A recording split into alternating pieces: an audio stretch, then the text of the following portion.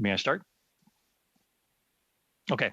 The questions I have, I mean, I look at this nature, and I'm glad you brought up the charter on this, but the whole nature of actually expropriating or freezing somebody's bank account is effectively shutting them out of their ability to transact in society.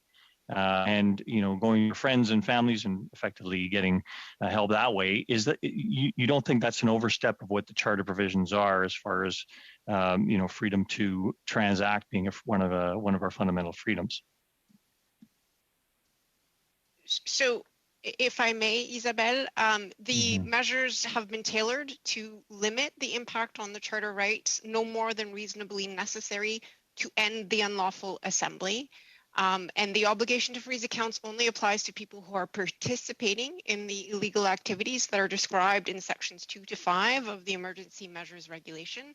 And a person can regain access to their assets by stopping their participation in those unlawful activities. Yeah, but it doesn't say how, and it doesn't say, in the description about being involved is rather broad if you look at it. So it could be anybody that, as we say, gave $50 to their son to go and protest his right. Is that not so? So I might pass the floor back to my colleague Isabelle. It was effective as of the date the regulation was made. So as of the 15th of February, anything that occurred prior to that date is not captured. There's no retroactivity to this regulation at all. Okay, so of the two, so I'll go back to Isabelle then, pardon me. So the 206 accounts we're talking about here were all money that gave, or all funders, Canadians that gave funds through Give, Send, Go after February 15th?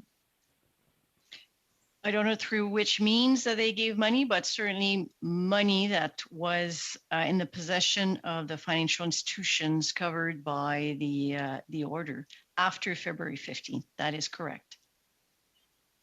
And we were discussing. Sorry, I don't know if the feed is bad at my end or at the other end.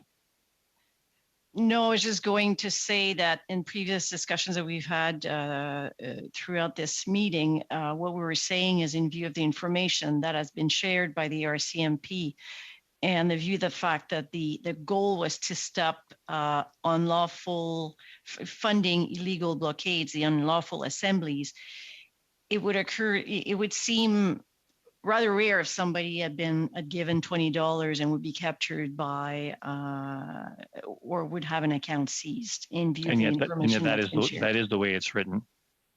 That is the way it's written, and it's very possible. But what we discuss is that the main purpose and goal was to ensure that we'd stop the funding for the illegal blockades. Yeah. It is certainly possible. Thank you. I appreciate that. Thank you, MP McLeod.